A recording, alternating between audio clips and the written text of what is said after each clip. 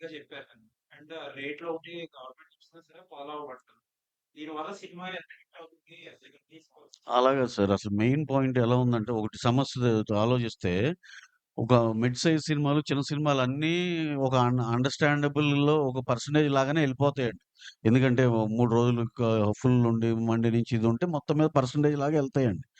అయితే ఆ సినిమాలు చేసి ఇప్పుడు వాళ్ళు చేసిన ఇప్పుడు ఉన్న దాంట్లోనే ఆ సినిమాలు చేస్తున్నారు ఇయన్నీ ఓకే.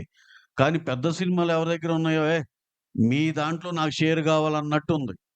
ఏంటంటే వాళ్ళ దాంట్లో పర్సెంటేజ్‌లకెళ్ళిపోతుంది. అదోకే. పెద్ద సినిమాలో నాకు షేర్ గావాలి అన్నట్టుంది. ఇదెక్కడ అన్యాయం?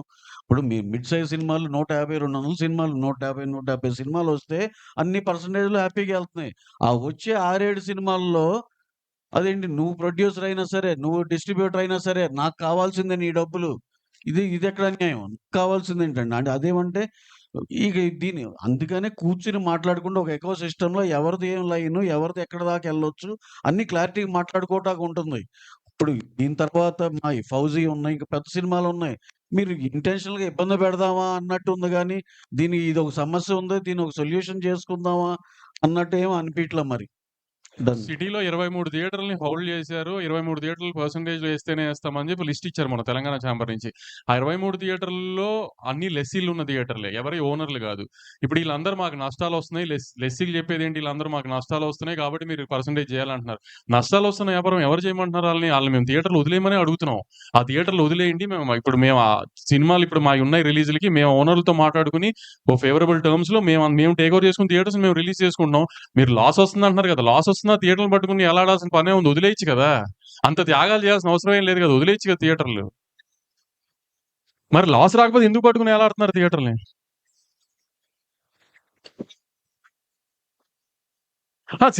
మరి సినిమాలు మానేయమని ఎవరు అనట్లేదు కదా! ఇక్కడ కూడా మేము వాళ్ళని మానేయమనట్లా. మాతో పాటు జర్నీ చేయండి. సేమ్ బోట్‌లో ఉన్నాం కాబట్టి అందరం ప్రాబ్లమ్స్‌లో ఉన్నాం కాబట్టి యూనిలాటరల్‌గా ఏదన్నా ఒక మిడిల్ గ్రౌండ్ కూడా చేద్దాం అంటున్నాం. అంతే తప్పితే మరి ఆళ్ళు చెప్తుంది అదే కదా! మేము పర్సెంటేజ్ అయితేనే ఏస్తాం అని అలా అది చెప్పింది అదే కదా! మరి అతని కండిషన్‌గా.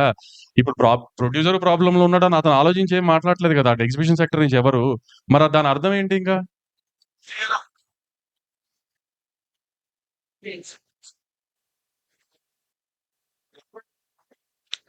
మేము యాక్చువల్లీ 15థ్ ఈ ఎగ్జిబిషన్‌కి సంబంధించిన పర్సెంటేజ్‌కి సంబంధించిన దాంట్లో ఎగ్జిబిటర్లు, ప్రొడ్యూసర్లు, డిస్ట్రిబ్యూటర్లు కలిపి ఒక మీటింగ్ పెట్టుకున్నాం 15థ్. కానీ నిన్న సడెన్‌గా ఇది ప్రెస్ ముందుకు తీసుకొచ్చి ప్రెస్ మీట్ పెట్టి ఎందుకు దాన్నలా తీసుకెళ్లారో తెలీదు. సో, ఇప్పుడు వాళ్ళలా ఇంకో డేట్ చెప్పారు. 2 డేట్‌లు మీరు అవాయిడ్ చేసి మీరు ఓన్లీ ప్రొడ్యూసర్ వరకే మీటింగ్‌లు పెట్టుకుంటున్నారు. అవును. మేము ఇప్పుడు ఎగ్జిబిటర్లతో మీటింగ్ పెట్టాలి అనుకున్నప్పుడు, ఇంకా ఈ స్టేజ్‌కొచ్చింది కాబట్టి ఎగ్జిబిటర్లతో మీటింగ్ పెట్టాలనుకున్నప్పుడు, మా సైడ్ నుంచి ప్రొడ్యూసర్లందరికి ఏం కావాలనేది ఒక పేజ్ మీదకొచ్చిన తర్వాత కదా ఆళ్ళని కలవాలి.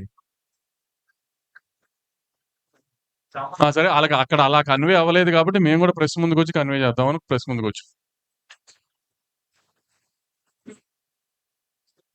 అంతే గదండీ!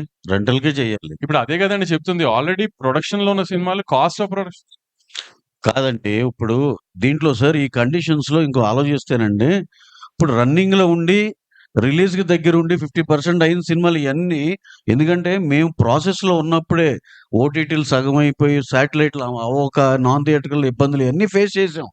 చేసినాక ఆ సినిమాలకి ఎగ్జంప్షన్ వచ్చేయాలి. ఇప్పుడు ఉన్నట్టుండి రేపొద్దున్నే నుంచో లేపోతే ఇంకో 10 రోజుల నుంచి ఇది మేము ఇంప్లిమెంట్ చేస్తాం అనేది కాదు గదా!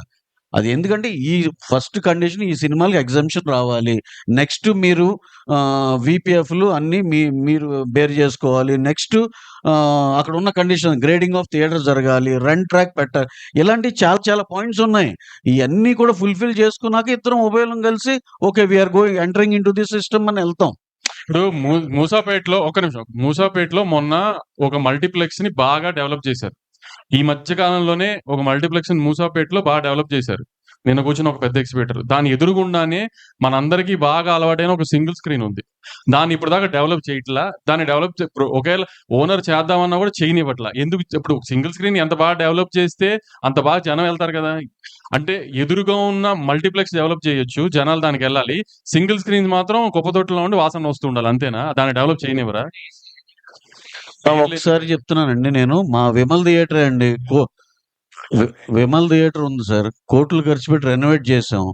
ఇదివరకు అసలు ఏ ఆక్యుపెన్సీ లేని థియేటర్ ఇప్పుడు దాన్ని ఒక జనాలకి నువ్వు ఒక అప్ చేసి ఒక ఫెసిలిటీస్ కరెక్ట్‌గా ఇవ్వగలిగి అయి చేస్తే చూడండి సార్ మేము డెఫినిట్‌గా ప్రాఫిట్స్‌లోనే ఉన్నాం.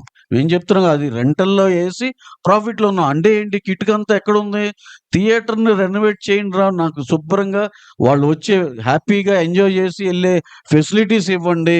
టాయిలెట్స్ బావుండాలి, ప్రొజెక్షన్ బావుండాలి, సౌండ్ బావుండాలి, సేఫ్టీ బావుండాలి, సెక్యూరిటీ బావుండాలి. లేడీస్ వచ్చినా, ఫ్యామిలీలు సెకండ్ షో‌లకొచ్చినా ఇయన్నీ కలిపి డెఫినెట్ ఫుట్ ఫాల్స్ పెరుగుతాయండి.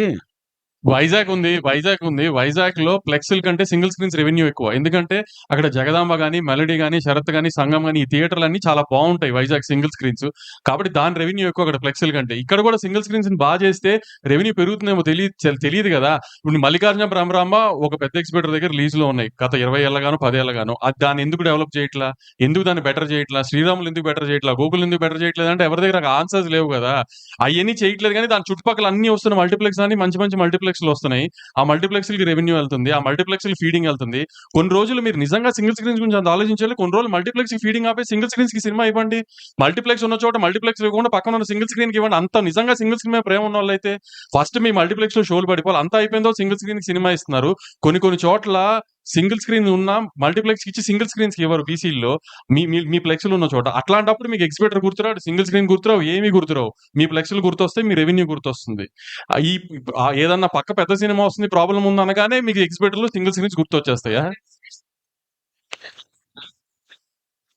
అవన్నీ ఇప్పుడు మేము అడుగుతుంది అదే కదా! ఇప్పుడు వాళ్ళకి థియేటర్స్ డెవలప్‌మెంట్‌కి ఎలా 1 ఇయర్ కావాలో, మాకు కూడా అండర్ ప్రొడక్షన్‌లో ఉన్న సినిమాలన్నీ రిలీజ్ అయిపోవడానికి 1, 1 ½ ఇయర్ కావాలి. ఈ 2 ఒకే టైమ్‌కి వచ్చే టైమ్‌కి ఈ కండిషన్స్ అన్ని ఒకసారి పేపర్ మీద పెట్టుకొని ఈక్వల్ టర్మ్స్ ఉన్న టైమ్‌లో లేదా మిడిల్ గ్రౌండ్ ఉన్న చోట ఓకే అనుకుని అక్కడి నుంచి కొత్త సినిమాలు ఆ టర్మ్స్‌లో ఎళ్తాం ఇంకా.